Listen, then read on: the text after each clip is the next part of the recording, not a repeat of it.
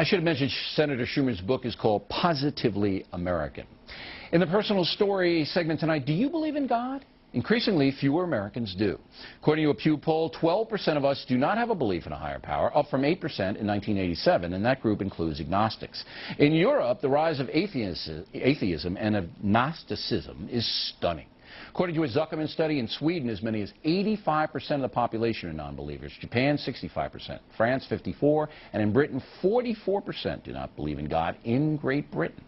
This now is a man who understands that position. Richard Dawkins, the author of the mega-selling book, The God Delusion. I think it takes more faith to be like you, an atheist, than like me, a believer, and it's because of nature. You know, I just don't think we could have lucked out to have the tides come in, the tides go out, sun go up, sun go down. Don't think it could have happened. We have a very full understanding of why the tides go in, the tides go out, of why the continents drift about, of why life is there. Science is ever more piling on the evidence, piling on the understanding. But it had to get there. I understand that you know, the physiology of it, if you will, but it had to come from somewhere.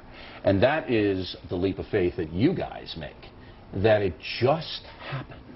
Well, a leap of faith, you don't actually need a leap of faith.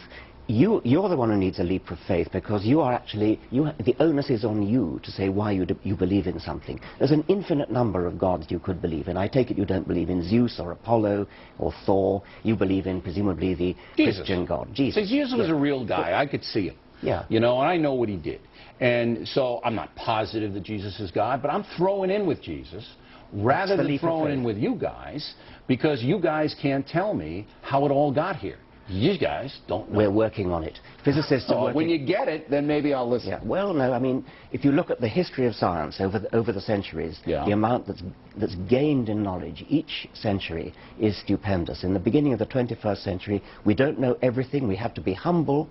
We have to, in humility, say that there's a lot that we still don't know. And, you know, being humble is a Christian virtue. Well, so there you go. Of course it is. All right, when you guys figure it out, then you come back here and tell me, because until that time, I'm sticking with Judeo-Christian philosophy and my religion of Roman Catholicism, because it helps me as a person. That's different. If it helps you, that's absolutely. Great. And that doesn't mean it's true. Well, it's true for me.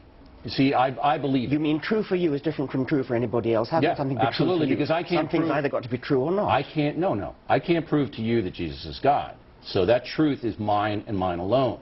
But you can't prove to me that Jesus is not. So you have to stay in your little belief system. You can't prove that Zeus is not. You can't prove that Apollo is not. Or I saw Apollo, man. He was down there. He's not looking good.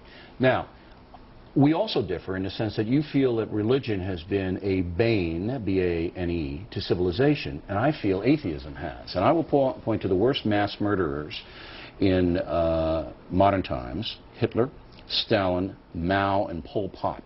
All confirmed atheists, all people who wanted to wipe out religion.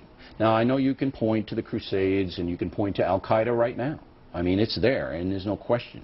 But I say that I'm thrown in with the founding fathers of the United States, which saw religion, spirituality, as a moderating influence, as a good thing if people embrace the true tenets. Go ahead. The founding fathers of the United States were secularists above all. So some of them were religious, some of them were not, but they were above all secularists who believed in keeping church and state They separate. had to, because of the oppression in Europe. That was what they were, right. Precisely. But I mean, that was almost all of them, they all said a prayer before their deliberations. In their letters, and I have almost all their letters, they all reference the deity. Our Declaration of Independence references heavily.